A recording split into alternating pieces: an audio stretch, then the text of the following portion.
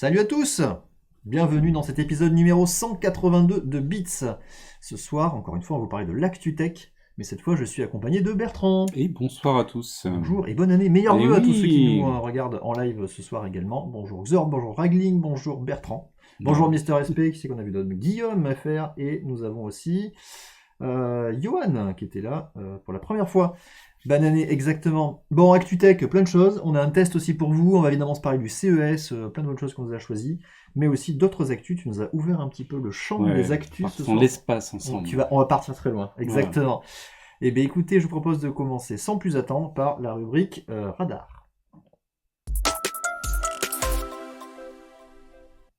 Et le radar, c'est quoi? C'est les news Oui. qu'on a retenues pour vous. Et parmi ces news, eh bien, la toute première, ça va être quoi? Ça va être une news triste, mais oui. Pour commencer l'année. Pour commencer l'année, un décès, et oui. C'est le décès de BlackBerry, et oui. Alors j'aurais aimé, tu vois, pouvoir sous-titrer cette news. Ils sont pas déjà morts. C'est ça. BlackBerry est définitivement mort, mais en fait, ils n'étaient pas déjà morts vraiment jusqu'à présent. Eh bien, si. Mais pas tout à fait. Voilà. Alors, qu'est-ce qui va se passer en fait? Mais en fait, c'est le 4 janvier. Ils vont tout simplement arrêter certains des serveurs qu'ils ont chez eux qui hébergent des services. Les D'accord. principaux services qui vont être coupés, c'est, enfin, pour ceux qui sont connus du grand public, ça va être évidemment BlackBerry Messenger. Donc, le truc qui a un peu fait décoller, on va dire, BlackBerry dans l'usage du chat, de la Bah oui. conversation. Et un autre service qui va tomber aussi, c'est tout ce qui est hosted email, donc tous les emails qui sont hébergés chez eux, qui finissent en blackberry.com ou myblackberry.com. Tu pouvais, quand tu avais un abonnement chez eux, un téléphone chez eux, du coup, avoir une adresse email comme ça. C'est quand même triste. BlackBerry, c'est typiquement la boîte qui a eu raison un peu trop tôt et qui a pas su s'adapter derrière. Parce que C'est exactement si ça. tu Ils ont regardes, voulu rester sur leur écosystème trop fermé et ne pas ouvrir la plateforme BlackBerry Messenger au reste du monde, ouais, alors que en parallèle, tu as des gens qui ont créé du WhatsApp et qui l'ont développé un peu partout ouais. et qui ont marché dessus. On est tout à fait d'accord là-dessus. Et en plus, eux, ils étaient à fond sur la partie privée, en disant ce qui est Privacy. dedans, ça ne sort pas. Alors, pas forcément vie privée, mais en tout cas données privées pour Ouais. les sociétés. Ouais. Ils le monétisaient pas, c'est clair. Ah, ouais. Et c'est quelque chose qui aujourd'hui est hyper porteur, malheureusement. Il y a quelques années de ça, c'était beaucoup moins en vogue. Comme quoi, hein, ça fait Ouais, pas ouais. tout. Voilà. Donc, qu'est-ce qui va se passer? Pour certains des téléphones, vous allez même plus pouvoir téléphoner. Envoyer des mails ou des SMS non plus, Ah ouais. évidemment. Ah non, ça va Oui, assez loin. c'est dur. Certains accès au réseau mobile peuvent ne pas fonctionner.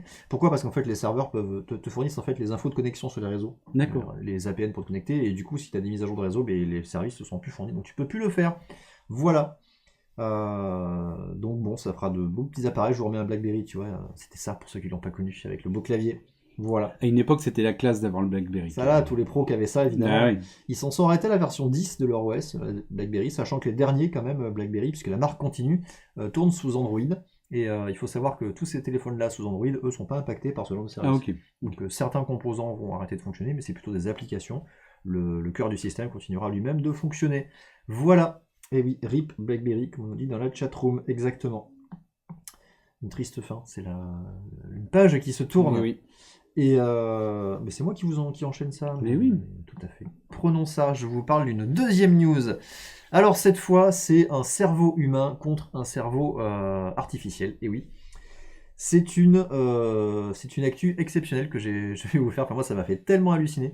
C'est des chercheurs en fait qui ont développé un cerveau humain artificiel, mais avec des vraies cellules de cerveau, donc des vrais neurones Ah d'accord. qu'ils ont développé une boîte de pétri, en fait, dans une culture de cellules. Je vais réussir à le trouver, ça y est, merci. Waouh. Donc ils ont cultivé des cellules comme ça de cerveau humain.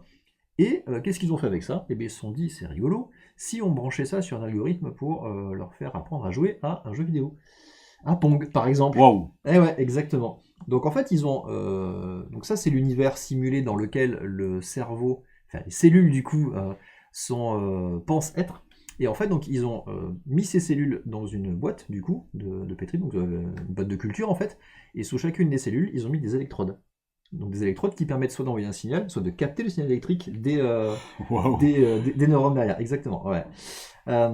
Ils ont fait croire du coup à ces neurones qu'ils étaient dans un univers comme ça de jeu qui correspondait à Pong. Donc là, tu vois en fait, tu vois les petits les carrés en fait, Ouais. chaque point correspond en fait à un électrode, une électrode qui est branchée dessus. Donc tu as plusieurs patchs comme ça qui sont regroupés. Et du coup, ils leur font la simulation du jeu, donc ils leur envoient du coup l'univers du jeu, donc les raquettes et la balle qui bougent. Et ils ont du coup entraîné ce réseau de neurones en fait, sauf qu'ils sont pas artificiels, ils sont réels, comme ils le feraient avec une IA normale, avec un entraînement du coup, un apprentissage, j'ai réussi à reinforcement learning, donc apprentissage par renforcement, pour dire ben voilà, c'est bien fait c'est bien ce que tu as fait là, ou c'est moins bien, etc. pour qu'ils apprennent du coup à bien faire ce qui est dans le jeu. Ah ouais, c'est dingue. Et ils y sont arrivés. Déjà, c'est une belle réussite. Et tu sais combien il y avait de neurones par contre Je sais pas combien il y en avait. Non, Non. j'ai D'accord, pas ok. noté le truc. Non, non. Parce que au nombre de points, il y a pas l'air d'avoir énormément d'électrodes. Ouais, alors après, ils ont peut-être pas Tu peux peut-être une zoomer. électrode par neurone. Ah oui, ouais. Non, Mais non. oui, ah bah, je pense pas. Enfin, Non, non, voilà, tout à fait. il n'en avait pas autant. Alors, le premier truc exceptionnel, c'est qu'ils ont réussi à faire du coup, ce cerveau, alors ça s'appelle un organoïde. Un organoïde. D'accord. Du coup, c'est un cerveau organoïde, puisque ça a été créé artificiellement par une culture. Sur une base biologique. Voilà. Exactement. Donc ça s'appelle organoïde. C'est un peu fou, Vous là. avez appris un nouveau mot ce soir, hein. Organoïde. Et du coup, cet organoïde du coup apprend à jouer à Pong. Il a appris à jouer à Pong plus rapidement que ne le fait les IA aujourd'hui, donc avec des neurones artificiels. Ah, ok. Ouais, donc ça va plus vite pour apprendre. C'est super Ce intéressant. qui démontre, on va dire, la souplesse du cerveau humain. Par contre, derrière, à l'exécution de la tâche, l'IA artificielle reste plus performante. Du coup, pour D'accord. prendre les bonnes décisions plus rapidement. Voilà.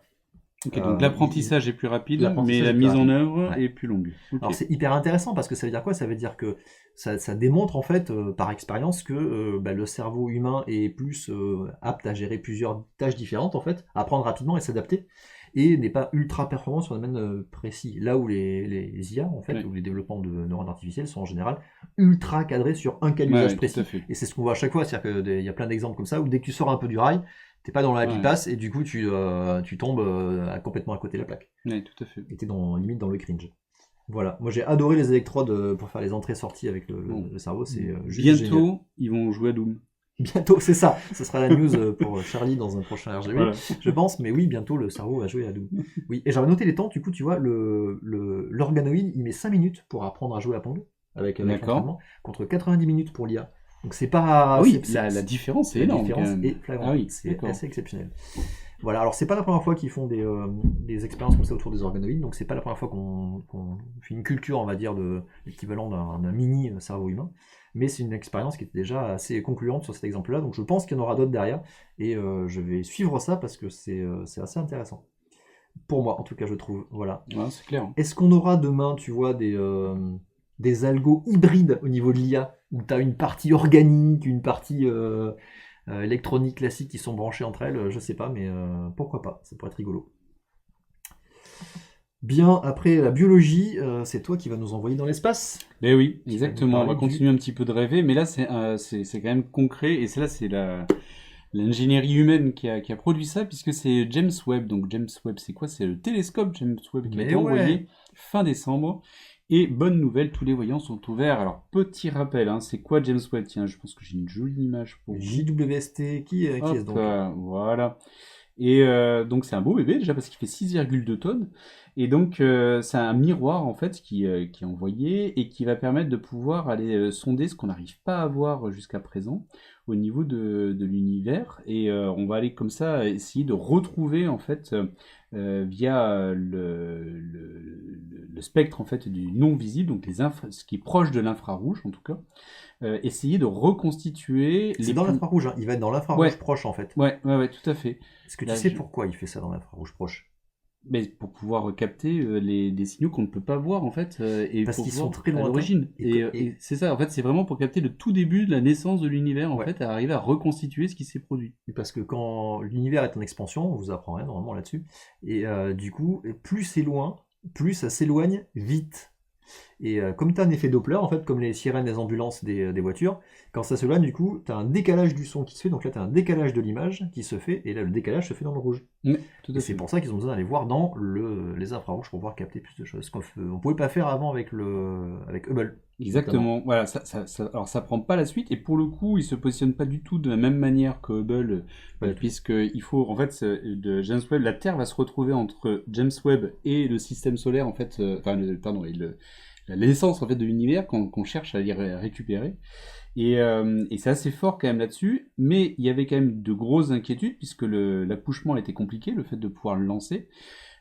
Et les inquiétudes que l'on avait, c'était est-ce que déjà il va pouvoir partir parce qu'il a pris beaucoup de retard, Ouais. donc ça a été très compliqué. Il a coûté des milliards, Ouais. donc et dedans il y a l'ingénierie française, Cocorico, Exactement. Mais à capteur, l'intérieur. ouais.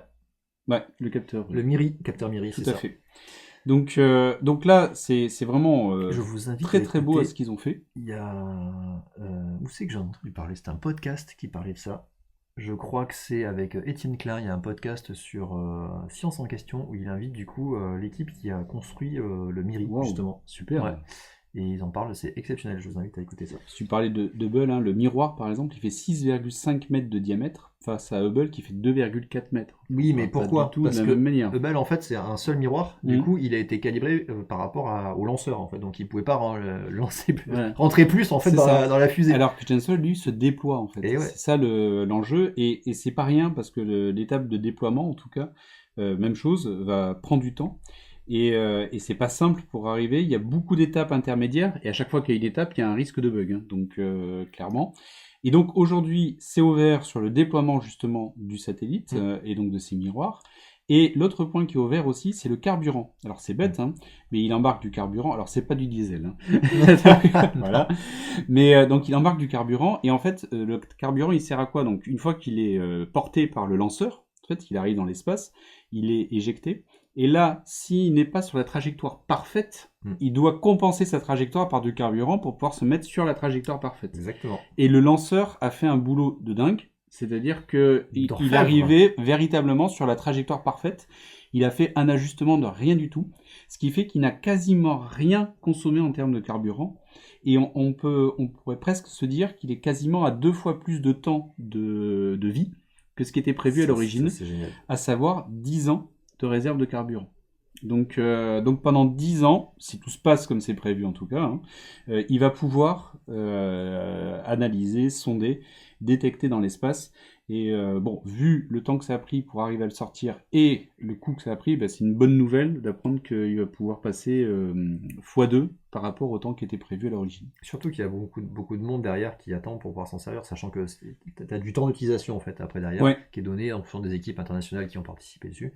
Tu soumets tes projets, tu peux accéder, et du coup, bah, ça va doubler ce temps-là, ce qui est génial, du coup, encore plus d'expérience possible derrière. Et pour info, donc il déploie aussi un bouclier thermique, donc c'est très compliqué, puisqu'il va avoir une face qui va être exposée à une température de 110 degrés, l'autre face va être exposée à une température de moins 235. Ouais. Nickel, tu vois, c'est parfait. Tout. Et surtout qu'il doit être encore plus refroidi, c'est-à-dire que le capteur MIRI doit tourner autour de 2 ou 3 degrés Kelvin, donc à moins 272 degrés Celsius à peu près. Donc en plus de ça, il doit être refroidi. Ouais, tout à fait. Donc le bouclier thermique protège effectivement du soleil cette partie-là. Le bouclier thermique, il fait l'équivalent d'un terrain de tennis en termes de taille. C'est énorme. C'est énorme. Ça paraît vraiment dingue. Donc bravo pour ce beau lancement bien réussi. Hâte de voir des résultats. C'est ça. Infos reçues. Ok. Allez, on reste un peu dans l'espace. On reste dans l'espace, allez. On va vous parler d'une sonde que vous avez forcément entendu parler, la sonde DART. Est-ce que ça vous parle un petit peu, DART? Allez, je vais vous rafraîchir un petit peu les mémoires, puis je vais vous la montrer. Hop. La sonde. Oui, la sonde. Donc, elle va en fait, c'est une sonde qu'on a envoyée pour aller se cracher sur un astéroïde. Donc, on n'est pas dans Armageddon. Hein. Donc, on n'a pas envoyé Bruce Willis. On n'a pas envoyé Bruce Willis. Donc, l'idée, c'est quoi? C'est d'arriver à trouver une solution si un astéroïde un jour est en capacité de détruire la Terre, enfin une menace pour la Terre, d'arriver à faire en sorte de pouvoir agir pour éviter la destruction de la Terre. Première solution, c'est Armageddon, mais ça c'est le cinéma, ça n'existe pas, ça ne marche pas.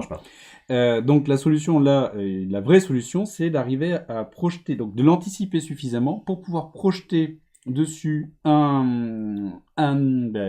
typiquement une petite sonde, donc en l'occurrence DART pour notre test, et qui va venir impacter l'astéroïde qui s'appelle Dimorphos, que vous voyez ici sur le petit schéma. Et le but, c'est d'arriver à calculer dans quelle mesure est-ce que ça a dévié sa trajectoire. Sauf que... C'est la pichenette pour savoir si ça va suffisamment. Okay. Mais si tu vois ici, Dimorphos tourne autour de Didymos. D'accord. Okay. Et en fait, c'est fait exprès Pourquoi? Parce qu'il tourne autour encore derrière d'autres choses, et ça va faire en sorte que si on le faisait sur n'importe quel astéroïde, ça aurait mis des années pour pouvoir voir l'impact que ça a eu dans le décalage que ça va induire sur sa trajectoire.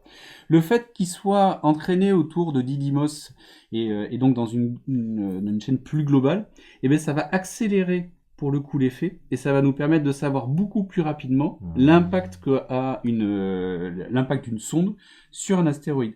Et juste pour info, je vous ai mis un petit comparatif donc entre les différents astéroïdes et les darts. Donc on n'est pas sur des très très gros astéroïdes, mais sachez juste que l'astéroïde en question, il est... Alors tiens, j'ai plus le diamètre devant les yeux. 163 mètres, ça doit faire quand même un bel impact. Ça doit raser une ville, un truc comme ça, non?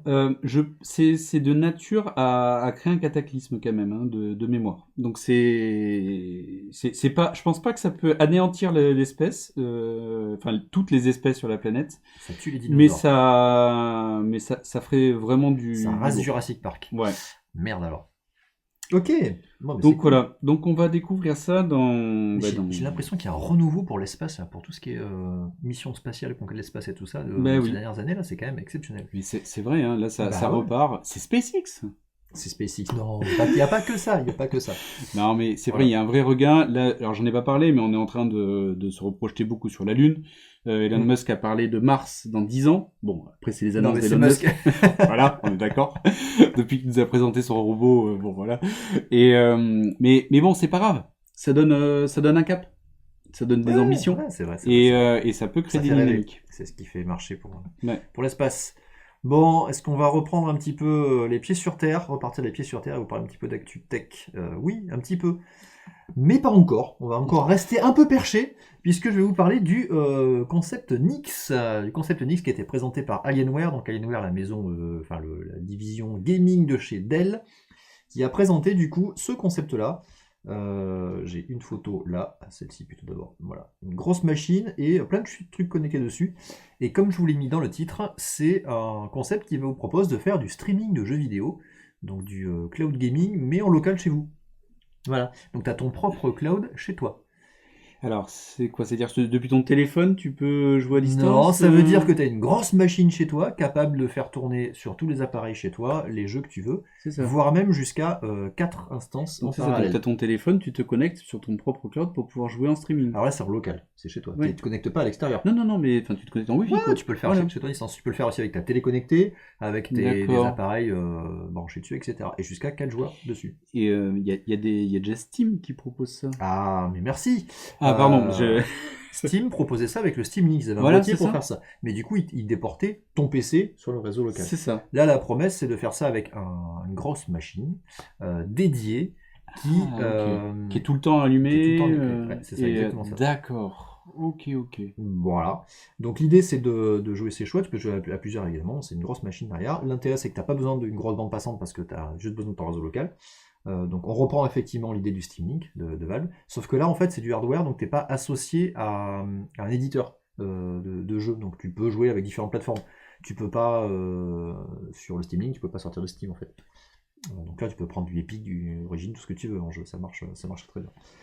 Bon, est-ce que c'est réalisable ce truc-là? Est-ce que c'est intéressant comme concept? Réalisable, oui, parce qu'en fait c'est quoi? C'est juste un gros PC, un gros serveur qui fait tourner plein de trucs. Donc si tu prends ce que tu peux voir en cloud gaming aujourd'hui, c'est la même chose mais chez toi. Donc faut s'imaginer quand même des machines très très chères du coup. Donc le coût derrière ça peut être un peu rédhibitoire. Faut avoir du monde à la maison. Faut avoir du monde à la maison, ouais. Après, est-ce que c'est moins cher qu'acheter 4 PC? Ça reste à voir. Ça reste un concept. Moi, ce que je note aussi, c'est que si tu veux vraiment que ça marche et si tu veux faire tourner les jeux que tu as envie, sans avoir besoin de faire des portages, tu dois avoir forcément Windows dessus. Donc déjà, ça fixe un peu quelques limites pour l'usage. Et le prix surtout, donc ça va être surtout ça qui va piquer. Je vois pas ce truc-là sortir vraiment dans un cas d'usage qui sera vraiment intéressant. Si tu veux faire du AAA dessus en jeu, faudrait que tu aies peut-être plusieurs cartes graphiques à l'intérieur. Non, tu peux faire de la virtualisation tu peux faire de la paravirtualisation, ça s'appelle, de GPU. C'est ce qu'ils font dans les serveurs aujourd'hui. Donc ils mettent des grosses machines, des très gros GPU, et ils les partagent en fait entre plusieurs joueurs en même temps. Mais D'accord. T'as ok. pas une RTX 3080 Ouais, ouais, dédiée à par, toi, en fait. Non. d'accord. Ils te mettent des Titans 3090 qui partagent en plusieurs, en fait, en fonction D'accord. des ressources que tu demandes. Donc on peut s'imaginer qu'il y a un truc comme ça dedans. Mais du coup, je te laisse même pas imaginer le prix du truc. Bah, c'est pour ça. Enfin, ça me paraît un peu Voilà. fou, là. Donc, merde, je vous ai pas montré les autres images. Donc, tu vois, tu as ta grosse machine au milieu, tu peux streamer dans différentes pièces, différents contenus. Et l'intérêt, c'est que tu peux aussi le faire marcher avec les téléconnectés, du coup, qui peuvent se brancher dessus. Ouais. Voilà, pas de trucs intéressants. Voilà, tu as une manette aussi associée qui vient là-dessus. Voilà, qui apprend un peu effectivement des principes de manette que tu peux connaître, tu vois, Je vois pas du tout. un mix entre du Xbox, du Stadia, Ouais. voilà, des trucs comme ça. Voilà, bon, ça reste un concept, hein, je vois difficilement ça sortir. Ouais.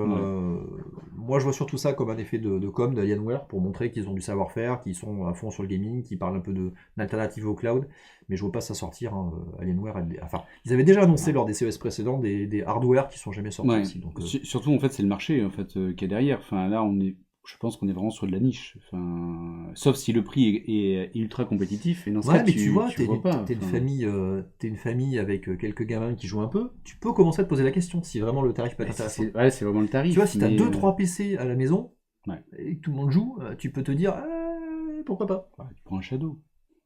Ah, mais tu peux pas le partager, t'en faut 3. Bah oui, mais ça coûtera quand même moins cher. Et 3 qui tirent sur la même mine en bande passante en même temps. Ah. Et voilà. Bon, bref, j'y crois pas. Mais c'est intéressant à présenter. Non, mais c'est bien. Après, c'est des concepts qui peuvent faire rebondir aussi et puis lancer d'autres idées. Hein, donc, c'est toujours intéressant. La vraie question, c'est est-ce qu'ils ont une vraie tech derrière? Mm. Est-ce qu'ils ont une vraie technologie de compression, de partage de ressources Ouais. et de streaming? Ça, je sais pas. Il faut du gigabit chez lui. Mais c'est un Ouais. minimum, évidemment, Nico Poppy. Il faut du gigabit chez soi, le Qui n'a pas ça? RJ45. Qui n'a pas ça? Voilà. Bon, allez. Continuons dans les actus CES 2022. On va parler un petit peu de Samsung. Samsung Freestyle. Qu'est-ce que c'est? C'est ceci. Ce n'est pas une lumière, pas que, puisque c'est une lumière qui projette des images qui bougent. Et oui, c'est un vidéoprojecteur qui est transportable. C'est mignon. Ouais, c'est assez design. Ouais. Donc c'est un vidéoproj qui globalement intègre l'équivalent d'une Smart TV qu'on peut trouver chez Samsung, hein, comme le reste, donc assez fourni. Et donc il peut projeter, donc vous voyez, il est mobile, hein, évidemment, enfin on peut l'orienter. Du coup, il peut projeter autant sur un mur que sur un plafond, ça c'est assez intéressant. Tu fais un truc dans le lit, tu vois, hop, tu peux projeter au plafond. Et surtout, tu peux le trimballer assez facilement. Alors, il n'a pas de batterie, donc il n'est pas mobile, il est transportable, il faut le brancher quand même après sur le secteur. Par contre, tu peux le brancher en USB-C, il gère le Power Delivery. Très bien. Il a, bon, comme tous les vidéoprojecteurs assez modernes, il a les fonctions auto keystone, donc ça veut dire qu'il est capable de recalibrer automatiquement l'image si tu ne le mets pas en face pile poil droit sur un mur ou si tu as un plafond en pente et tout ça. Je suppose qu'il a un petit haut-parleur peut-être. Ouais, tu as 5 potes de haut-parleur intégrés D'accord. dessus, donc un petit son, ce qui suffit, voilà. Ce que tu n'aurais pas deviné, c'est qu'il a un assistant vocal embarqué aussi dedans. C'est pas possible. Ça peut pas être Bixby quand même. Si on regarde, alors je crois que ça n'a pas été dit clairement, mais si on regarde ce qu'il y a sur le reste de la gamme Samsung, il y a de fortes chances qu'il y ait Bixby plus Google Assistant. D'accord. Voilà. Ok. On n'assume pas trop, on le met quand même parce qu'on a quand même beaucoup investi. Regardez, il y est. Mais on sait que ça marche pas, donc on vous en fait l'interdit. Voilà, ça fait un peu ça. Et est-ce qu'on a une idée du prix? Ouais, on a une idée du prix. C'est du projet. $900. Non, c'est du vrai matos. Wow, $900. Il est dispo en préco aujourd'hui sur la boutique en ligne de Samsung. Mais non, on n'a pas les specs pour l'instant sur l'image, la résolution, des choses comme ça. Si, c'est une très bonne question. Je vais la rechercher parce que j'ai bien noté. À $900 pour le coup, tu te dis bon, il faut quand même qu'il envoie. Ça serait bien que ce soit pas du 600. Non, je crois que c'est du minimum du Full HD. Et je l'ai pas noté. Donc, Full HD, c'est du Full HD. Full HD, d'accord. Ok. Bon. Full HD, HDR10, donc le HDR. Okay. Voilà, la difficulté sur ce type d'appareil, ça va être la luminosité, puisque du coup, il reste assez compact, et du coup, la taille de l'ampoule, puisque c'est ça qui fait la performance d'un vidéoprojecteur, elle reste assez petite. Voilà. La taille, ça fait un peu moins d'1 kg, et alors il peut afficher des images d'entre 30 et 100 pouces, donc ça fait une très très grande télé. Une belle diagonale, ouais. Et la taille du bignou, il fait 10 cm sur 15. Voilà. Ah, je le voyais beaucoup plus gros en fait. Non. D'accord. Ah oui, c'est vraiment petit. Ouais, je comprends la luminosité là pour le coup, effectivement. Ouais. Ah oui. D'accord. C'est intéressant. C'est un fût de 3 litres, nous dit-on. Exactement, merci Moriarty. Chacun ses unités de comparaison. Non, mais tu vois, il s'adresse à Derba Verroy, donc je pense qu'il sait de quoi il parle derrière. Voilà. Très bien. Bon, on va rester chez CES, tout à fait. On va rester dans les actus du CES. On va vous parler d'un round, de nouveau round de 2022 sur la CPU Wars. Vous savez, on vous en a beaucoup parlé sur Ah oui. 2021. Il y a eu énormément de choses qui se sont passées sur les actus autour du CPU, des C'est SoC, très bien. Apple, Intel, AMD, tout le monde se tire dessus. Ben, ça continue évidemment. Et je vous ai tout rassemblé là-dessus sur une grosse news. Je vais commencer par Intel qui a annoncé du coup sa 12e génération, du coup les Intel Alder Lake, dans les gammes mobiles. Voilà. Donc ils ont décliné leur nouveau processeur 12e génération pour les versions mobiles. Donc il y a trois, on va dire, gammes. Il y a la gamme H qui est la gamme enthousiaste, tu vois. Donc D'accord. les CPU très performants. La gamme U qui était déjà présente, qui est la gamme ultra portable, ultra mobile. Et ils ont rajouté au milieu maintenant la P-Series, qui est plutôt de la performance entre deux, pardon, C'est pas mal. qui est globalement pour cibler plutôt les laptops gaming. Voilà. Donc ils vont avoir D'accord. les H pour les séries H pour les grosses perfs qui tabassent, mais qui consomment énormément, qu'il faut des grosses machines, tu vois, genre des 17 pouces, ultra ventilées, etc. 45 W, c'est les watts, c'est ça? C'est le TDP, ouais, c'est ça, c'est la dissipation thermique. Donc 45 watts, on est pas mal, on n'est pas loin d'un CPU de bureau. Ouais, ouais, c'est pour ça, c'est intéressant quand même là. Ils ont fait des efforts dessus. C'était déjà le cas. Les H, Ouais, les H, d'accord. j'ai un Parce tel que à là, la je maison voyais la comme ça. performance à 28. Ça, c'est très intéressant par enfin, contre. ça m'a bluffé là. Enfin, si c'est vraiment performance, c'est intéressant. Ouais. On se rapproche petit à petit des Mac là et des puces à main. Alors, pour les puces à main, ce qui est intéressant, c'est qu'ils vont pouvoir l'associer à des chips graphiques qui vont aussi tabasser. Alors, ça sera pas pareil parce qu'ils sont pas intégrés D'accord. sur le même die, donc tu n'auras Ouais, pas ce. on est sur des ce puces moteur comme ça. séparées, donc Non. forcément. Ouais, donc tu n'auras pas le partage de la mémoire, tu Bien n'auras sûr. pas l'optimisation, etc. Par contre, effectivement, c'est des gammes qui ont les différents types de corps. Donc, tu as les corps performance et les corps économie d'énergie qui sont mutualisés là-dessus. Ça, plus la gravure comment il s'appelle ça? En FinSet, je sais plus comment ça s'appelle ça. Mais une gravure qui reste en 10 nano, 9 ou 10 nano, mais qui est plus performante quand même que ce qu'il y avait déjà. D'accord, ok. Mhm. C'est là où ils viennent mettre les uns au-dessus des autres Ouais. pour. Ok. Ouais, FinSet, c'est ça, c'est les MOSFET fins. Donc voilà, donc plutôt intéressant. Le plus puissant de la gamme, ça sera un Core i9, évidemment, 12900 HK. Donc le K qui se rajoute, c'est pour unlock, ça veut dire que tu peux le overclocker comme un bourrin. Ah, Voilà, donc, et il faut s'attendre du coup à un renouvellement de toutes les gammes de PC par rapport à ça, évidemment. Celui qu'on va le plus voir, je pense, ça va être les séries U, puisque ça va être le renouveau des gammes mobiles. Tu vois, là-dessus, c'est un U. Sur mon Dell d'accord. XPS 13 là, que j'ai ici avec moi, c'est un U, c'est un 11e génération 1165. Ah non, c'est un G.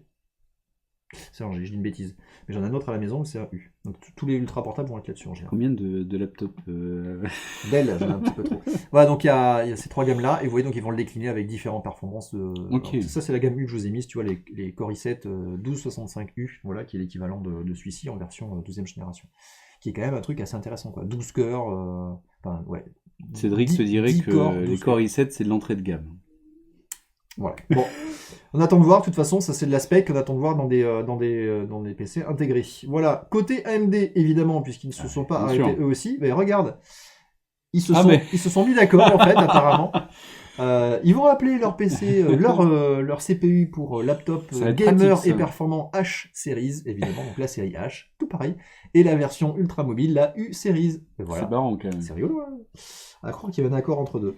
Bon, qu'est-ce qu'on va retrouver là-dessus? Ça va être la série 6000 des Ryzen, donc qui est basée sur l'architecture Zen 3. Alors Zen 3+, puisque c'est un renouveau un petit peu de la Zen 3, donc qui est celle actuelle en fait qu'on a sur les PC desktop, qui va en plus pouvoir intégrer le RDNA 2. Donc RDNA 2, c'est l'architecture graphique qu'on a aujourd'hui dans les Xbox Series et PS5.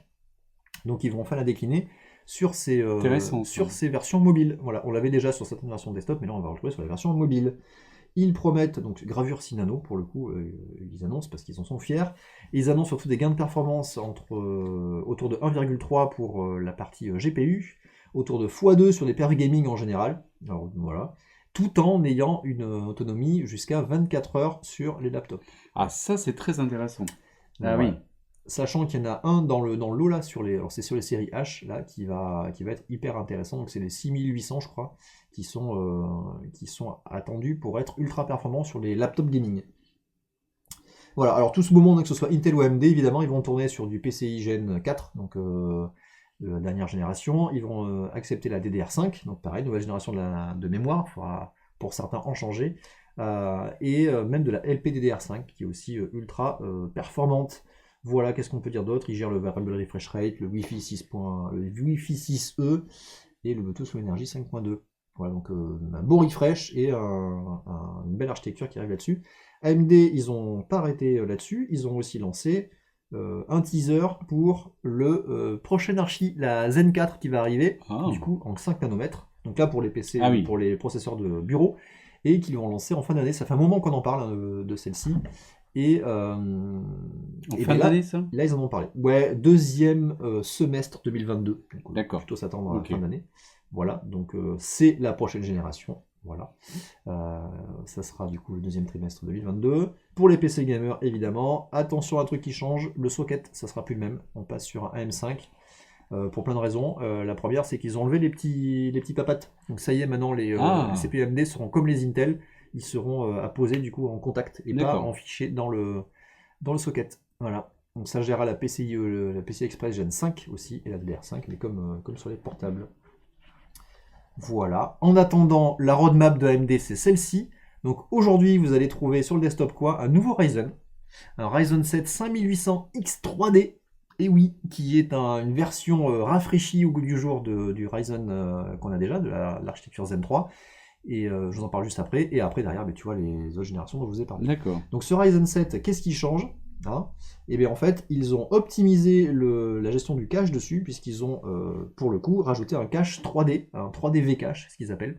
Donc sur le cache de niveau 3, ils ont augmenté sa taille, et surtout ils ont empilé les mémoires de cache, la SRAM de cache sur le die, ce qui fait que c'est plus performant. Le 3D V-cache, c'est pas nouveau, ils l'ont pas inventé là-dessus, mais ils l'ont intégré pour la première fois sur ce processeur, et ils s'attendent avec des gains de perf autour de 15%, rien que dans la partie gaming, en restant sur la même architecture. Donc ça c'est plutôt intéressant.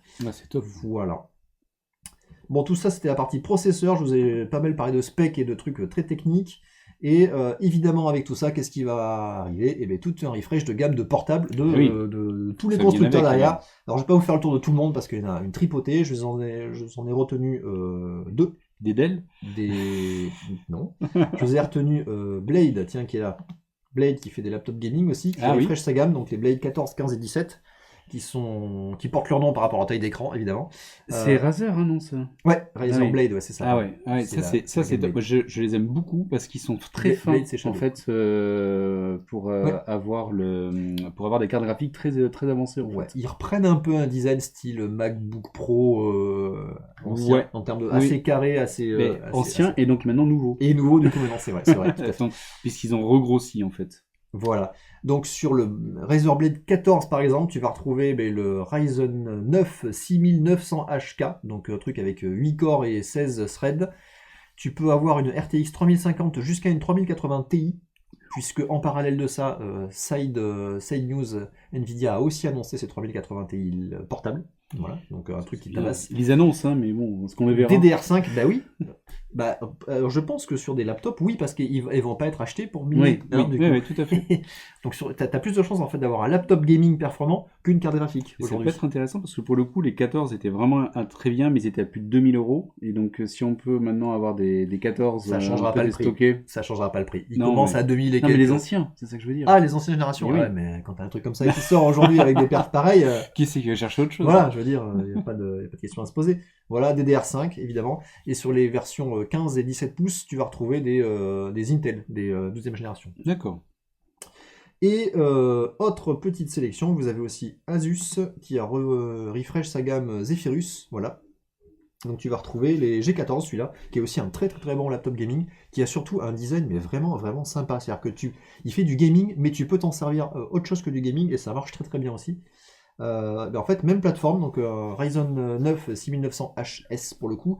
Pourquoi? Parce qu'il intègre aussi un chip Radeon qui va avec. Voilà, le 6800S, qui est l'équivalent mobile aussi de chez AMD.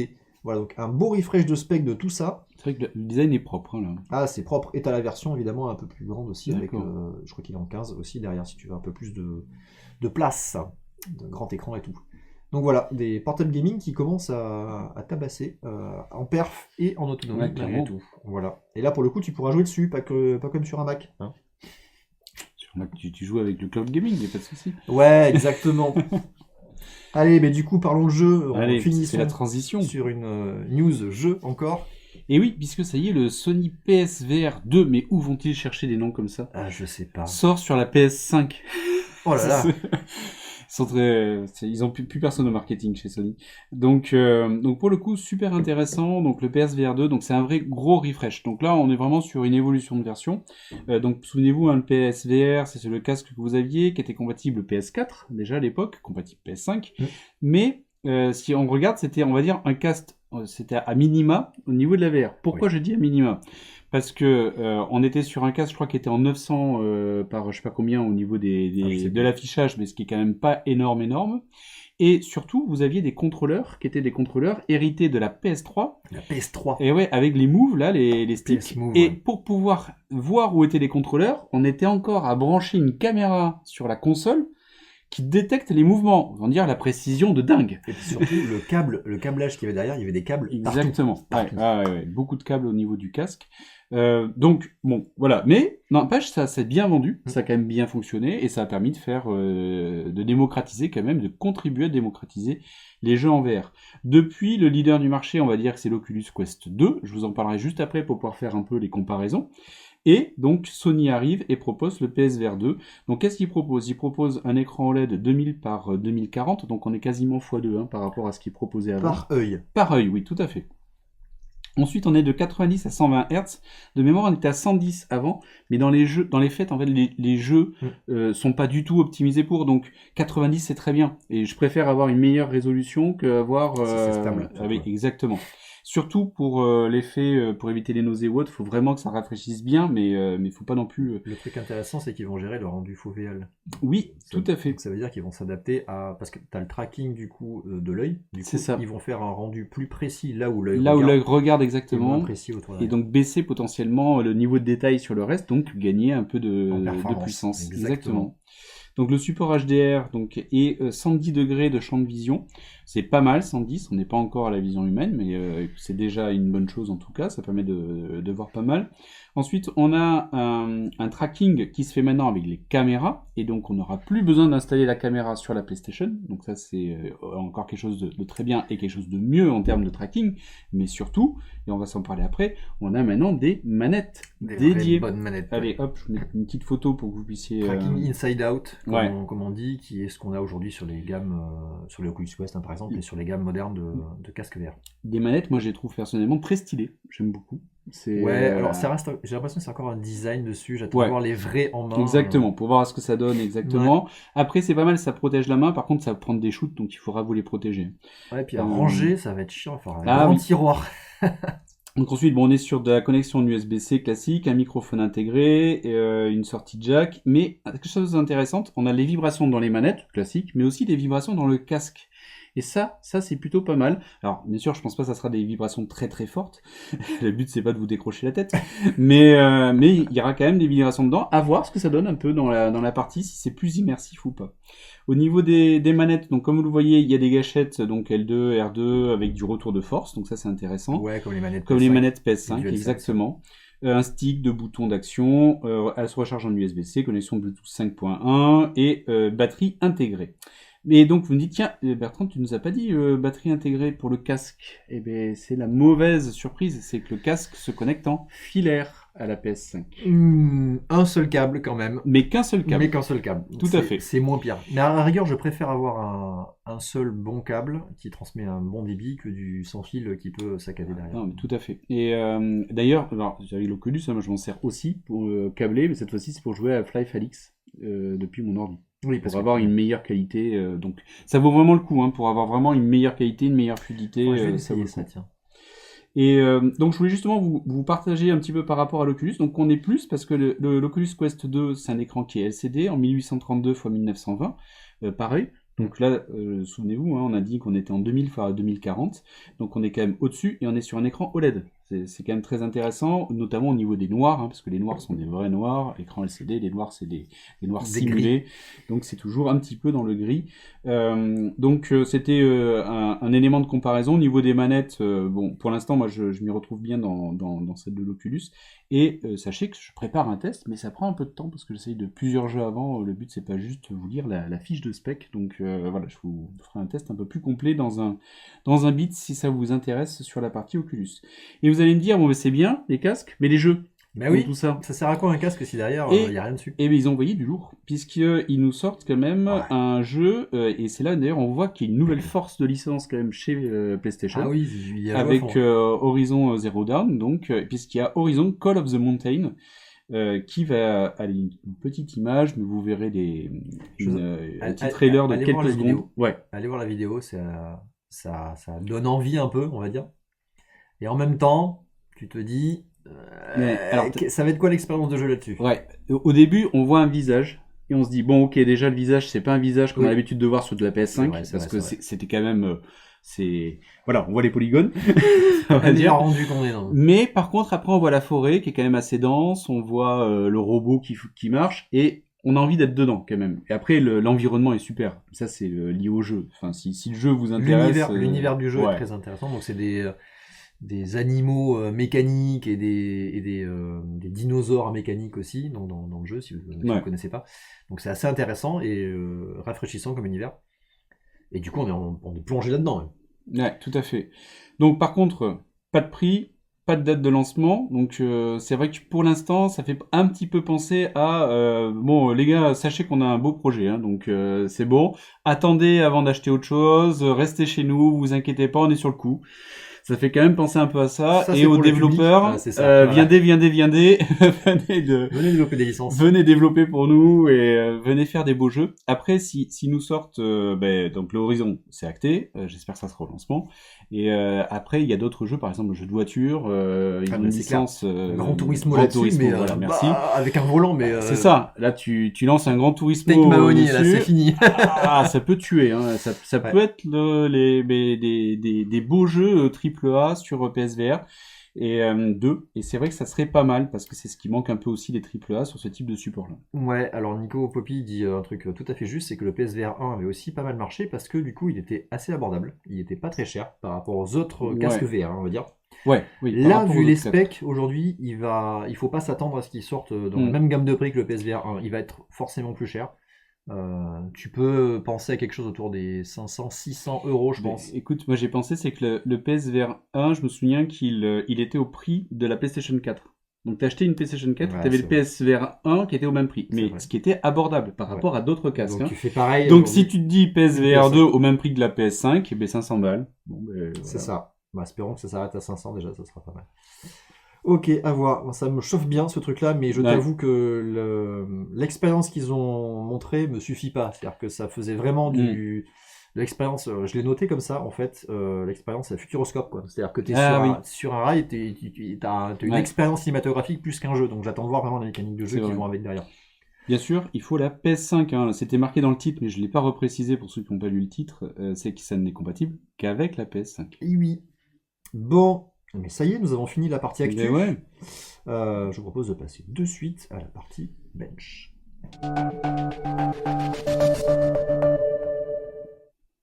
Et le bench, qu'est-ce que c'est? C'est pas un banc, non, c'est un banc de test. C'est là où nous allons vous tester du matos. Et aujourd'hui, je vais vous tester un petit matos qui est ce qu'on appelle PyGamer, voilà, qui est de chez Adafruit. Donc Adafruit, si vous ne connaissez pas, c'est une maison qui développe pas mal de cartes électroniques de développement. Et là, ils ont sorti ce petit appareil qui est là, vous voyez, donc ce n'est pas uniquement une console. Je vais vous montrer quelques photos. C'est avant tout une carte de développement. Voilà, c'est une carte électronique comme ça. Donc vous connaissez notamment toutes les gammes Arduino, j'imagine. Donc ce sont des cartes un peu à tout faire, programmables, avec pas mal d'entrées-sorties. Et donc ça c'est une carte qui est, comme son nom l'indique, PyGamer, donc qui est orientée vers les jeux, puisqu'elle va intégrer déjà un écran et des contrôles de jeu, donc des boutons, et surtout un joystick. Je vous mets quelques photos, voilà, vous avez un petit écran dessus, vous avez deux boutons, B et A, vous avez Start et Select, et vous avez une rangée de diodes en bas, je vous montrerai ça juste après. Et comme toute bonne carte de programmation électronique, vous allez retrouver derrière pas mal de points d'entrée et de sortie, comme on peut avoir sur des cartes Arduino. Donc on est vraiment entre la croisée des deux mondes, entre une console de jeu et le cœur original de ce truc-là, donc qui est du Arduino, donc programmer, on va dire, des circuits électroniques. Il y a les deux dedans. Vous avez également donc un slot micro SD, une recharge par micro USB, du coup c'est pas encore l'USB-C, et une prise casque là-dessus. Alors ce qui est intéressant, c'est que vous allez pouvoir acheter donc cette carte juste comme ça. Donc là en fait tu l'alimentes et tu peux commencer à programmer dessus. Tu peux aussi commencer à acheter des kits. Il y en a un notamment que je vous recommande, c'est celui-ci, c'est le Starter Kit, qui est celui que Ça a l'air assez complet quand même déjà. voilà, qui est celui que j'ai là, que j'ai commandé. Donc en fait tu retrouves cette carte de développement, tu retrouves aussi une batterie, puisque par défaut elle n'est pas sur batterie, un haut-parleur intégré, un case donc en acrylique que tu vas pouvoir assembler dessus, différents boutons et une housse de transport. Et tout ça c'est assemblé toi-même, donc tu reçois ça. Voilà, donc tu as les petites vis, tu as tout machin. Donc en gros, tu as juste 3 fils à brancher. T'as les. T'as branché via des connecteurs, hein, pas de soudure ou quoi que ce Il n'y soit. a pas de soudure à faire, Ouais, effectivement, ok. c'est des prises à plugger. Le haut-parleur, il est autocollant, donc tu le colles derrière, tu as un emplacement pour le fixer, et tu assembles, on va dire, le plexi enfin l'acrylique, pardon, en superposant les couches et en mettant 4 vis. Tu peux même les visser à la main, ça marche très bien. Et c'est tout, tu as assemblé ta console, tu l'as construite toi-même, donc assez ludique. Ah ouais. Et assez simple pour un enfant Et aussi. assez simple. Alors du coup, je vous en parle juste après parce que cette plateforme s'adresse à tous ceux qui ont envie de développer dessus. Mais moi, je l'ai offert à mon fils en fait Ah, pour son Noël puisqu'il avait envie d'apprendre un peu plus à programmer que ce qu'il faisait jusqu'à présent. Et du coup, c'était hyper intéressant parce que tu as le côté ludique, effectivement. Tu construis ta propre console et après, derrière, tu construis tes propres jeux dessus. Ça, c'est donc il n'y a hyper pas de intéressant. jeu fourni avec au démarrage? Alors, quand tu reçois ça, alors on parle des suites de jeux, mais en fait, il n'y a pas de programme défini dessus. Ouais. Donc, il y a un bootloader, donc tu vas pouvoir démarrer sur un menu système, et elle va attendre que tu lui charges du coup le programme que tu veux lui faire tourner dessus. D'accord. Donc, tu as tout un catalogue de jeux existants, et surtout l'intérêt, c'est que comme c'est une console programmable, tu vas retrouver plein de gens qui ont programmé différents jeux dessus. Et je sais, c'est ce que je vais vous montrer juste après derrière. Je vais faire un petit peu le tour des specs déjà quand même. Donc le processeur qui est dessus c'est un ATSAMD 51. Alors il faut savoir que c'est parmi ces cartes de développement, qu'elles soient orientées jeu ou pas, c'est un des plus performants en restant dans ces gammes de prix aussi. Ce qui est assez intéressant, on peut faire tourner des trucs assez puissants dessus. Il y a de la mémoire flash, il y a de la RAM, je ne vous donne pas le détail, il y a surtout 8 mégas de flash intégré dessus, ce qui fait que vous allez pouvoir balancer en fait vos programmes dessus sans avoir besoin d'utiliser la carte micro SD Ah bien. entre autres. Voilà, donc ça c'est plutôt pas mal. Ce qu'il faut retenir surtout au-delà des specs, c'est que c'est vraiment un SoC, donc un processeur intégré comme ça qui est assez puissant pour ce type de carte. Voilà, donc si vous regardez les autres types de cartes programmables comme ça, on est vraiment sur une gamme assez puissante, ce qui permet de faire plein de choses dessus. On peut programmer dessus en plein de trucs différents. On peut programmer comme sur un Arduino, mais aussi on peut programmer avec 3 autres plateformes de programmation que je vais vous présenter, enfin pas les 3, je vais vous en présenter une en particulier. On peut programmer avec MakeCode, la version arcade MakeCode, qui est ce que je vais vous présenter. On peut programmer en circuit Python, qui est du coup du Python dédié pour les cartes électroniques, la partie circuit, donc avec la bibliothèque pour gérer les entrées-sorties, les lumières, les boutons, etc. Et évidemment, on peut programmer dessus en Arduino, donc en C, C++ derrière. Ce qui est intéressant, c'est que du coup, c'est évolutif en termes de programmation. Donc je vous rappelle, c'est pour mon fils, du coup. Mon fils, il a 12 ans et il a commencé à développer très tôt en CM1 en faisant du Scratch, comme beaucoup d'enfants à l'école. Donc tu fais du Scratch, tu programmes par bloc. Donc c'est des blocs où tu vas faire des boucles, des assignations de variables, des trucs comme ça. Et tu vas pouvoir, du coup, commencer à créer des trucs et animer des choses à l'écran. Ce qu'il y a, c'est que Scratch, c'est très sympa pour apprendre. C'est par contre assez limité parce que quand tu veux commencer à faire des trucs évoluer, tu as beaucoup de choses à créer, on va dire, même en faisant des blocs. Là où mon gamin, du coup, il commençait à vouloir, lui, créer des jeux parce qu'il aime bien le jouer aussi derrière. Donc il se dit, j'aimerais bien développer des jeux et tout ça. Il commence à faire ça en Scratch et Un commence à peu les regarder ça avec limites. lui. Et ça devient très vite compliqué. D'accord. Pourquoi? Parce que du coup, vas-y pour dessiner un sprite, l'animer, gérer les collisions, la physique des trucs, etc. C'était vraiment pas du tout adapté sur Scratch. Tu peux arriver à le faire, mais ça veut dire que tu écris énormément de choses à côté qui n'ont pas forcément, de l'intérêt T'es derrière. pas assisté dessus, quoi. T'es pas assisté. Voilà. On dit bonjour à Toufik et on Et le remercie merci. pour son renouvellement d'abonnement. Voilà, 61 mois. C'est beau, ça. Bravo, merci à toi. Donc voilà, c'était pas adapté. Alors là-dessus, cette plateforme-là, c'est là où tu vas retrouver avec le Arcade MakeCode, une plateforme de type Scratch, donc programmation par bloc, où tu vas pouvoir programmer un peu comme Scratch, mais avec des briques qui sont spécialement dédiées pour le jeu. Et alors là, je vais me lancer un défi, c'est de vous montrer ça en live. Et je me rends compte que j'ai même pas testé avant l'émission si le cast allait marcher. Donc on va tester ça directement. Mais pourquoi ça ne marcherait pas, voyons, Christophe? Mais non, mais ce studio est tellement clé en main que ça va Mais marcher oui, du premier coup. Regardez, évidemment. je vous mets ça, voilà. Pendant que R serveur démarre, je vous démarre, voilà ça, et je vous mets le cast. Bon. Est-ce que vous voyez, est-ce que vous voyez bien mon écran derrière? Hop, je vais juste voir le retour, mais oui, c'est parfait, Oh, c'est génial. magnifique. Voilà. Alors, Arcade Makecode, c'est quoi? C'est un site que vous avez ici, donc arcade.makecode.com. Comme vous le voyez en haut à gauche, de chez Microsoft. C'est Microsoft qui a récupéré ça. Dans lequel vous allez pouvoir programmer par bloc. Donc vous avez les images ici pour programmer par bloc. Ah non, j'ai réduit ça, du coup vous ne voyez plus, ça ne bouge plus. Bougez pas, je le remets. Et oui, c'est compliqué, mais ça va marcher quand même. Voilà. Voilà, là vous voyez ma souris, c'est parfait. Donc vous allez retrouver énormément de tutos. Donc il y a énormément de tutos pour t'apprendre à C'est programmer. bien fait, ça. Avec du coup des étapes. Vous avez aussi du codage en direct où là vous allez retrouver. Ah, j'ai cliqué, j'aurais dû prendre la souris, je l'ai mise ici, c'était fait exprès. Hop, on relance, voilà. Vous avez des tutos pour apprendre ça, et vous avez du coup des vidéos pour vous apprendre à programmer pas à pas avec les différents blocs. Alors, il y a du contenu en français, mais pas tout. Il D'accord. y a énormément de contenu où tu vas tomber sur de l'anglais encore. La plateforme, ils sont en train de la traduire, mais tu vois qu'il y a encore des trucs qui sont pas finis. Ça te prend la programmation et l'anglais, ça va Voilà. avec. Hein. Donc tu peux faire plein de trucs. Alors ce que je vous propose, c'est de démarrer dès à présent en le lançant dans un jeu directement. Donc là, je vais créer ça. On va l'appeler Studio Unreal. Beats. Ah. Non, Beats, c'était bien. Beats, allez. Beatsroid, tu vas voir pourquoi. Donc là, ça te crée un nouveau projet et tu arrives du coup sur ton workspace, donc ton espace de travail, où tu vas pouvoir programmer des blocs. Donc tu vas retrouver à gauche. La petite console, ouais, c'est ça. Tu vas retrouver à gauche ton simulateur avec ta petite console. Tu vas retrouver ici ta toolbox, donc les différentes catégories de briques que tu peux mettre, et ici du coup ta brique que tu vas créer dessus. Donc voilà, et tu vas retrouver tu vois, ces catégories qui vont vraiment être adaptées au monde du jeu. Donc tu peux dire, ben voilà, je mets démarrage, je mets une scène, je veux définir par exemple l'image, l'effet d'arrière-plan sur l'écran, voilà. Hop, tu fais ça, et tu dis, je veux un effet de type champ étoilé. Voilà, donc tu mets ça. Donc là, tu vois, les briques sont en français, et du coup, tu vois, tu as le jeu qui se met à jour directement à gauche ici, et donc tu vois que tu as des étoiles qui défilent derrière. Nickel. Donc là, tu commences là-dessus. Scratch est pas loin, exactement, comme tu dis, Toufik. C'est vraiment inspiré de ça, sauf que là, c'est des briques vraiment dédiées pour le jeu. Tu dis, bah après, je vais prendre un sprite, je fais définir un sprite, voilà. Tu peux choisir parmi une catégorie de sprite, une galerie de sprites que tu vas voir dans déjà intégré. Tu peux aussi dessiner toi-même, tu peux aussi en importer, tu as des catalogues que tu peux aller chercher à l'extérieur. On va faire un shoot 'em up ensemble, vous êtes prêts? Par hasard. On prend un petit vaisseau, tu le mets là, voilà. De type player, tu mets ça, tu mets contrôleur, tu dis que tu veux déplacer mon sprite avec les boutons. Voilà. Donc là, ça se recharge à chaque fois que tu bouges une brique, tu vois. Et donc là, je bouge avec les points directionnels. Et là, la sprite tu testes vraiment en temps réel. Ouais, tu peux tester en temps réel. Donc là, tu vois, tu as le simulateur intégré dessus. D'accord. L'intérêt de ça, c'est qu'à tout moment, tu peux dire, tu as un bouton en bas, télécharger, ici. Donc tu choisis ton matériel. Voilà, donc tu choisis. Donc là, vous avez toute la gamme en fait des cartes programmables orientées jeu qui sont supportées par Arcade Makecode. Donc vous allez pouvoir pousser des trucs dessus. Il y en a plein des hyper intéressantes. Franchement, j'ai mis du temps avant d'en choisir une qui était bien.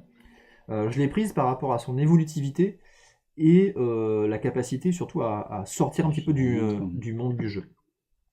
Donc vous allez retrouver tout ça. Avec toutes ces consoles-là, vous allez pouvoir développer avec Arcade Makecode avec ces briques-là. Donc tu fermes ça, tu choisis ta console et après en fait tu branches en USB et ce bouton télécharger va pouvoir te dire je l'envoie directement dans la console en USB, en live. Tout ça se fait dans le navigateur. Donc t'as pas besoin d'installer des trucs, t'as pas besoin de programmes compliqués. Mon gamin il a un Chromebook, donc autant te dire que c'est ultra limité, mais surtout ultra sécurisé, donc tu peux pas faire tout n'importe quoi dessus, et ça marche hyper bien. Du coup avec Chrome en web USB du coup, ça fonctionne très bien. Voilà. On peut continuer le jeu si vous voulez. On va pouvoir dire, qu'est-ce qu'on peut dire encore sur le sprite? Définir la vitesse, tu vois. Je veux pas qu'il bouge en hauteur, je veux qu'il reste en bas, tu vois, mode astéroïde. Donc tu dis que la vitesse verticale, elle est à 0. Voilà.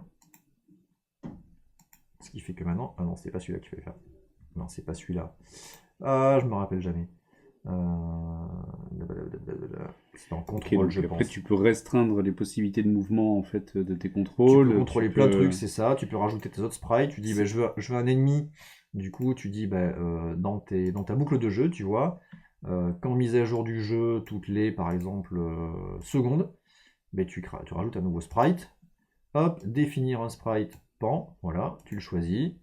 Tu dis dans la galerie, Avec une tête d'ennemi tu vas ou prendre un un ennemi. canard. Ah non, tu vas prendre un astéroïde. Enfin, voyons. Ils sont là, les astéroïdes. Voilà, Ah, tu prends un bien. petit astéroïde. On Tu le reste mets dans le là. thème avec Dart tout à l'heure. Exactement. De type, bah, tu le mets ennemi. Voilà. Ah, de type ennemi, d'accord, ok. Et Donc, ouais, exactement, ça on va le virer du coup pour l'instant. Et tu vas pouvoir le mettre à sa position aléatoire, tu vois. Définir la position de sprite, hop, à plutôt en haut. plutôt en haut. Alors c'est MySprite2 du coup il s'appelle, j'ai pas renommé le nom. Tu peux renommer une variable et tout ça derrière. Euh, Tu peux voir sprite. le code qui est généré? Ouais, Ah, intéressant. donc là tu peux faire tout ça. Donc là il va apparaître et tu peux mettre sa position. À tout moment du coup tu peux basculer sur donc, les ressources, donc qui sont les images que tu as vues ici, les assets. Tu peux basculer sur le code JavaScript qui a été généré. Ah, Donc là, tu as tout ça, voilà. Donc tu as le code JavaScript et tu peux aussi basculer sur le code en Python. Donc tu peux choisir l'un ou l'autre. Tu peux modifier ici ton code et revenir dans les blocs si tu veux derrière. wow. Effectivement, là, Exactement, voilà. c'est avancé Python, quand même. et là, tu as le Python derrière. Voilà, tu vas retrouver ça ici. C'est pas mal, voilà. Et donc, je vais vous montrer quand même l'exemple que j'avais fini. Je vais pas tout vous faire en live parce que ça va être très long, mais je reviens sur ce tuto-là en fait, que j'ai mené jusqu'au bout pour vous montrer que euh, c'est quand même pas si compliqué. C'est ici le bouton, je me suis pas retrouvé. Voilà, il s'appelle là. Toc. Voilà, donc là j'ai fait l'astéroïde, donc c'est la même chose que j'ai créé, sauf que du coup j'ai Ça passé plus de temps. 3-4 blocs en plus dessus, voilà, qui va gérer du coup les collisions. Ah bien, et donc ils descendent là. Ils descendent T'as vraiment, fait, tu vois. t'as fait descendre les astéroïdes et tu peux tirer ou... Tu peux tirer. Ah bien. Alors je sais pas si vous avez le son, mais là il y a le piou normalement qui tire. Excellent. Sinon vous n'avez pas le son. Voilà, tu fais ça, et du coup, à chaque fois que tu les butes, en fait ça incrémente ton score en haut à gauche. En haut à droite, pardon. Voilà. Et si tu te fais. Hop, si tu te fais toucher, tu tombes game over directement. Pum, t'as une petite musique et tout qui tourne et tout ça. Tout ça, ça tient sur ces quelques blocs là que vous avez ici. Tu vois. C'est quand même bien fait quand même. Enfin, c'est intéressant en termes de promesses. C'est pas qu'une promesse. Ouais, oui, Elle est vraiment tenue derrière. Voilà. C'est la réalité. Donc là. avec, tu vois, quelques briques comme ça, alors tu as de l'apprentissage, il faut vraiment aller voir les tutos parce qu'il y a quand même Enfin, même si les briques sont assez explicites, les tutos vont te faire percuter des trucs en disant « Ah oui, il y a une petite astuce, si je fais ça, etc. ça va marcher plus vite comme C'est ça, ça. » pour gagner du temps, éviter de recoder quelque chose qui existe déjà aussi. Exactement. Sachant que tout ce qui est collision et tout ça, c'est vraiment géré dedans automatiquement, donc t'as pas toi à gérer si la position, etc. etc. C'est pas ça, tu dis ici, tu vois, quand le sprite de type projectile chevauche sprite de type ennemi, tu vois, t'as ça comme truc. Et pas tout en français. c'est en dans la plus, collision. hein. Ouais, alors, Presque. oui, c'est bien pour le gamin, par contre, l'anglais est quand même beaucoup plus explicite quand, Ouais. tu comprends derrière ce qui se passe. Sinon, t'as l'impression que c'est du Windev là. C'est ça.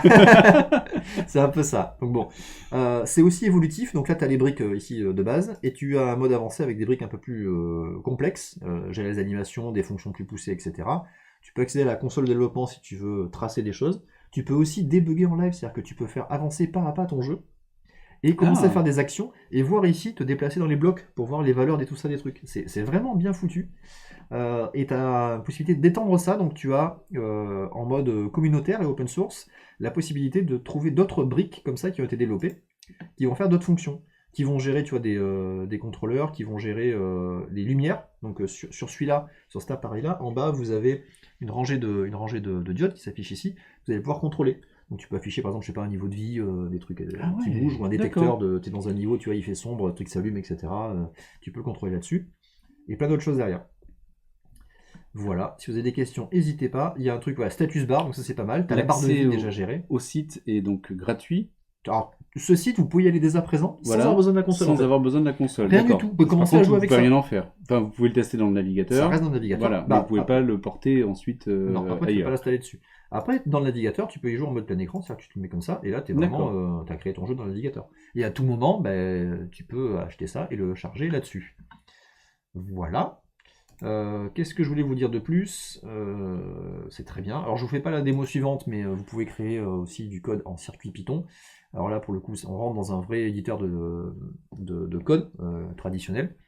Et tu vas pouvoir du coup programmer et charger des trucs dessus. Donc là il faut des bibliothèques à importer, tu crées tes assets toi-même, etc. On rentre dans un développement un peu plus classique. Et tu peux charger pareil de la même manière dessus en USB. Ça gère pas la VR, non. Ça gère pas Doom non plus, peut-être bien. Tu peux aussi charger du coup des programmes un peu plus costauds. T'as des émulateurs NES qui peuvent tourner dessus et Ah tout ouais? ça. Ouais, le full set NES, tu peux le mettre dessus Il y a si tu veux. combien de 8 mégas? Il y a 8 mégas de flash dessus, mais après tu as Ah la oui. carte SD, tu peux étendre avec Ah la oui, carte ok. micro SD dessus. D'accord. Voilà. Mais le processeur permet de faire tourner tous les 8 bits dessus sans problème. Alors pas le 16 bits, je crois pas, mais tout ce qui est 8 bits sans difficulté là-dessus. Voilà. Tout ça, mon bon Alors, monsieur, Maryse, pour la modique somme de 53 €. ah bah alors là, je m'attendais à beaucoup plus. Exactement, tu Ah vois, ouais, c'est vraiment ouais, pas mal. ouais, ouais. Non, là, je Donc, m'attendais vraiment à et beaucoup 53 plus. €, vous avez le kit complet ici. Voilà. D'accord. C'est un Kickstarter ou c'est un Pas du produit tout. Non, non. commercialisé Tu peux l'acheter même en France, sur une plateforme en France. Moi, je l'ai D'accord. acheté sur Mouser, Mouser, Ok. qui est un revendeur électronique en France, qui est revendeur officiel Adafruit, en fait, en général. L'intérêt, c'est que tu es directement en France, donc tu n'as pas les taxes d'import et tout ça à te payer, et c'est déjà les tarifs hyper intéressants. Tu peux l'acheter aussi directement, si tu veux, sur Adafruit, ils vendent en ligne, mais du coup, Oui, tu auras Mouser, la c'est le TVA revendeur, et tu auras les douanes, les etc. frais de douane Et éventuellement. les frais de port qui sont beaucoup plus chers. D'accord. Très intéressant. Il y a d'autres consoles, je vous ai montré tout à l'heure rapidement, qui sont aussi disponibles. Il y en a certaines qui sont plus chères, mais qui ont des modules en fait que tu peux brancher, qui sont évolutifs, qui rajoutent des trucs dessus. Ça m'a pas semblé indispensable, on va dire, pour commencer. La proposition est intéressante, mais déjà avec ça, il y a vraiment de quoi vraiment s'amuser sympa. Et en fait, on est deux à s'amuser dessus. Je sais pas si vous l'avez deviné, mais voilà, mon gamin s'amuse beaucoup dessus. Du coup, il a pas mal de questions. Du coup, on fouille à deux, et c'est un très bon moment à passer entre Ah ouais. papa et enfant. C'est vraiment super sympa. Voilà. Donc, si vous avez envie un petit peu de coder, ou si vous connaissez ça et que vous avez un gamin qui a envie de s'y mettre aussi, n'hésitez pas à lui proposer ça. C'est ludique, c'est accessible. Franchement, c'est rigolo. 50 et 50 euros, franchement. et c'est quand ouais. même pas Ah hyper ouais, cher. ouais, ouais, Voilà. ouais. Voili voilou. Et bien c'est tout, on a fini. Ah si, un truc rigolo, c'est évolutif aussi niveau hardware. Je vous ai pas dit, mais Oh, ça me rappelle quelque est-ce chose. que tu as ça. entendu parler de la Playdate, Ça me cette rappelle quelque fameuse chose. console avec une manivelle qui s'est vendue des 100 et des 1000, Là oui, mais tu l'aurais si Que ça j'ai- s'était vendu. que j'ai malencontreusement précommandée sur le trajet de mes vacances. Et ben, ils ont réussi à faire une extension dessus, du coup, puisque c'est programmable. Du coup, ben, tu D'accord. crées ta manivelle, tu la branches dessus, et du coup, ben, extension, paf, ça Excellent. marche. T'imprimes une boîtier 3D, tout ça. Tout ça, évidemment, c'est open source. Donc tu peux récupérer ça, t'achètes ton petit truc, t'imprimes en 3D, et pan. Alors, le concept est super sympa et derrière le coup de la communauté, ben forcément tu te dis ça peut partir dans n'importe quoi après, mais en bien, hein, j'entends. Alors, ce que je vous ai pas montré, c'est qu'évidemment, comme tu le dis, la communauté derrière, tu as énormément de projets qui sont disponibles pour vous donner des idées de code pour développer dessus. Alors, il y a deux niveaux, encore une fois. Il y a les projets qui sont partagés dans Arcade Make Code, où là, tu en as vraiment une palanquée, et qui sont accessibles, on va dire, pour tout le monde. Et après, tu as le code sur GitHub, où là, tu passes quand même le niveau Oui, d'après, oui, où ok. c'est pas encore super accessible. Ok. Mais bon, ça peut te permettre de donner des infos si tu veux aller beaucoup plus loin dessus en termes de programmation. Voilà, je vous recommande ça. Ah Allez-y, si vous n'avez pas encore Là, fait tous vos franchement, cadeaux de pour le Noël, prix, ou pour peut-être l'année prochaine. Allez-y. Et bien c'est tout, on a fini pour cette émission.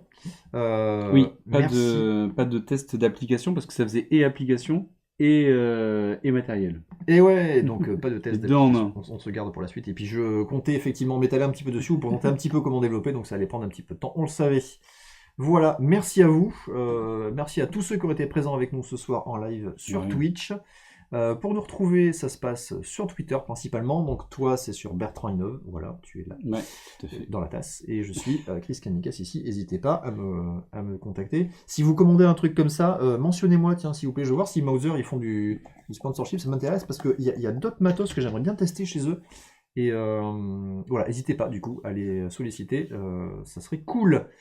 Voilà, si. Je vous mettrai un lien dans la description. Ouais, alors c'est pas du tout sponsorisé. Moi, Non. j'ai vraiment acheté, mais en fait, du coup, en touchant à ça, c'était aussi pour moi l'opportunité d'aller voir ce que ça peut donner comme ce type de plateforme, et je pense qu'il y a d'autres qui seraient cool à tester. Donc voilà, n'hésitez pas à les pinguer. Bon, si ça vous plaît, tout ce qu'on produit ici, faites un petit tour sur studiorenegade.fr, vous allez voir, il y a plein d'autres émissions, vous avez l'agenda notamment, /agenda, je crois qu'il y a What the Fox, donc l'émission pop culture du vendredi soir que vous allez pouvoir retrouver. Il y a des gens qui mangent et qui font des blagues avec des mèmes sur internet. Voilà, je vous ai à peu près tout résumé. Évidemment, et si cette émission et les autres vous ont plu, n'hésitez pas à faire un petit tour sur notre Patreon, patreon.com/Studio Renegade pour nous soutenir, ce qui nous permet de bénéficier de ce magnifique studio dans lequel nous tournons aujourd'hui, d'un studio qui marche clé en main avec le casque qui a fonctionné les premiers coups. C'est merveilleux Évidemment. ce soir. Voilà. Eh bien, merci à tous, merci Bertrand, Merci. et on vous dit à la semaine prochaine. Ben oui. Voilà. Allez, ciao, ciao. Ciao.